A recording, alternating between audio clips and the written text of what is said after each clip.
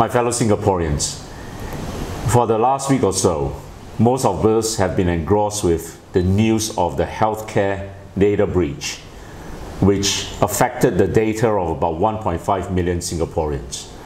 I've actually heard that the numbers are larger than that, but for the present, let's just take it that 1.5 million Singaporeans were affected and their data accessed and taken.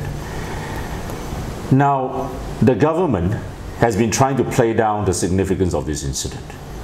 We heard from Mr. Debacle, the CEO of the cybersecurity agency, that this data was of no commercial value.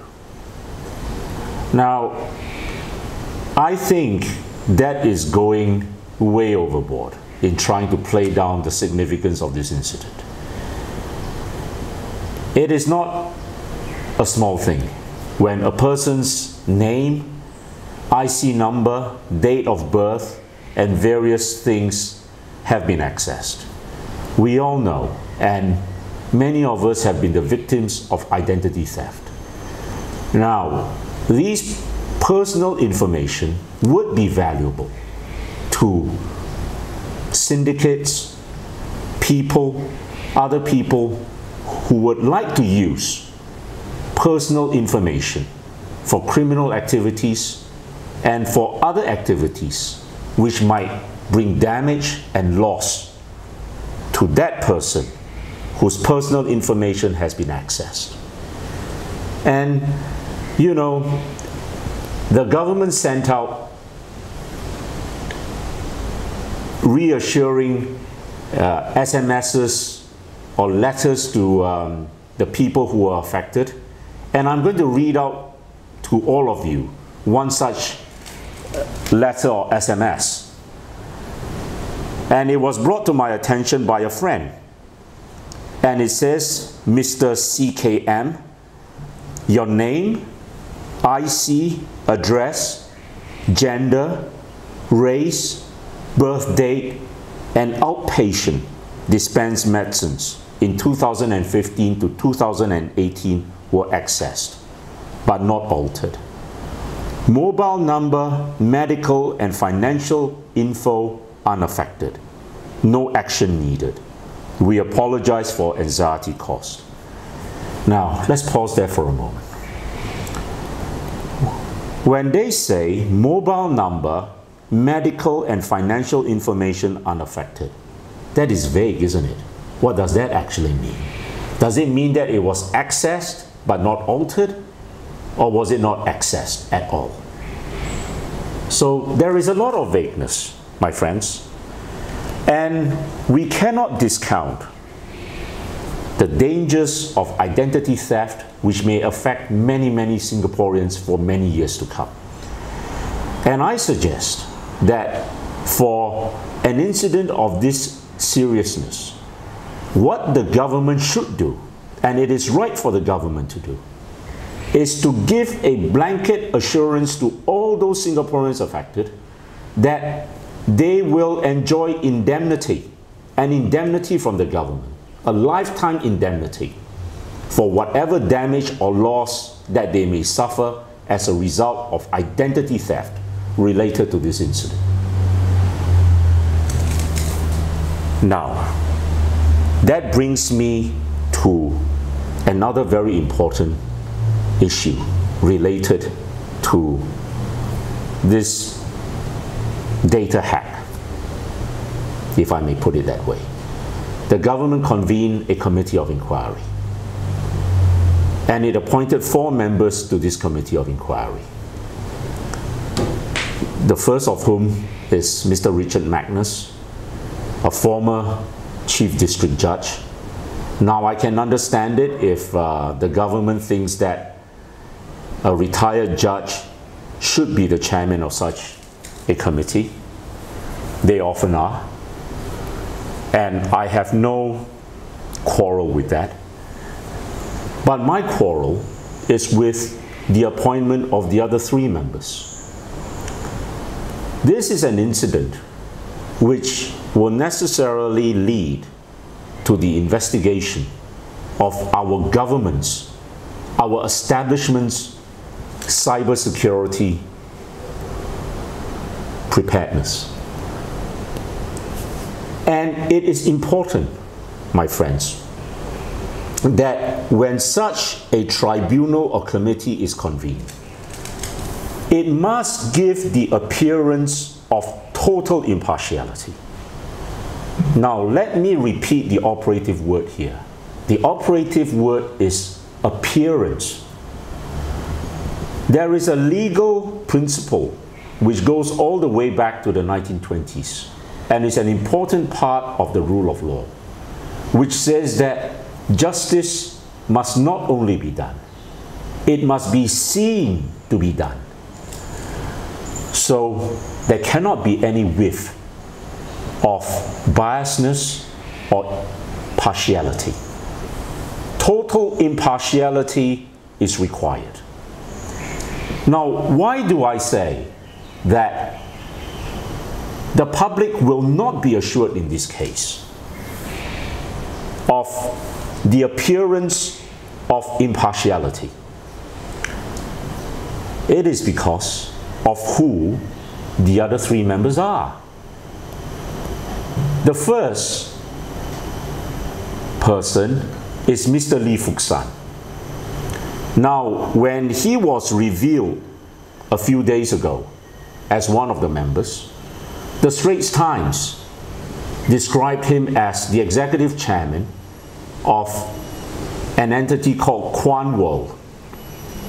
They described Quan World as a cybersecurity solutions company. I checked further into the background of Quan World. Quan World was formerly known as E-Corp, the cybersecurity arm of Certis Costco, an entity that is 100% owned by Temasek. Quan World described themselves in their web page as being in charge of the government's Cyberwatch Center since 2007. Mr. Lee was a former brigadier general in MINDEF. From 2000 to 2017, he was with the ST group of companies. As we know, the ST group is controlled by Temasek.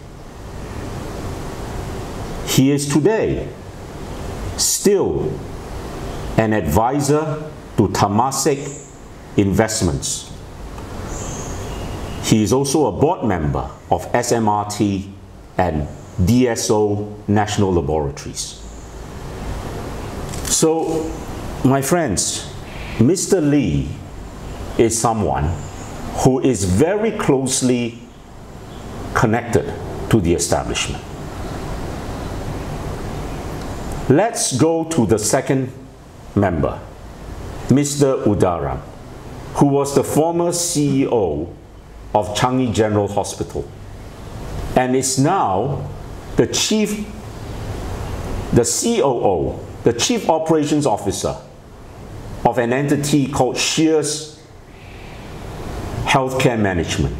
Now, Shears Healthcare Management is wholly owned by Temasek.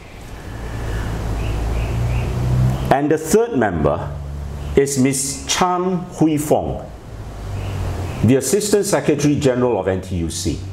And she has been in that position for the last 27 years. My friends,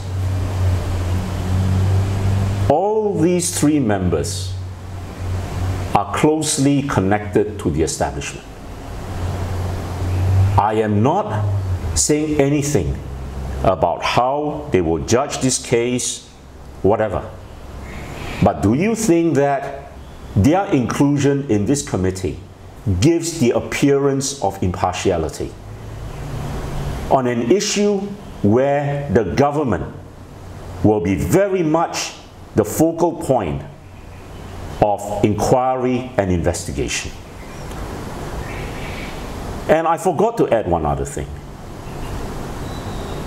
Mr. David Koh is also a board member of DSO National Laboratories. So he's a fellow board member together with Mr. Lee. Mr. Koh was also a former brigadier general in MINDEF. And the cybersecurity agency, I think, will necessarily be an agency that will be under review in this inquiry. I think, my friends, Singaporeans deserve better. What we see of this incident is again an illustration of the bunker mentality of our government. That when it comes to inquiries and investigations, everything has to be kept within the establishment. No. 1.5 million lives have been affected. This is an inquiry which deserves the best experts, the best independent experts in the world to look into it and to come to a fair conclusion. No stones must be left unturned. No sacred cows must be spared. I do not believe, with the greatest respect to the three of them, that they satisfy this criteria. Mr. Udaram and Ms. Cham, to me, do not even possess the necessary expertise to be listening to the evidence and drawing the necessary conclusions. This inquiry must necessarily be a technical one because of the nature of what happened. I am no cybersecurity expert. Very few of us are. And I think in an inquiry of this nature, we should leave it to proper experts to draw the proper conclusions so that all Singaporeans can be safer in future. Thank you.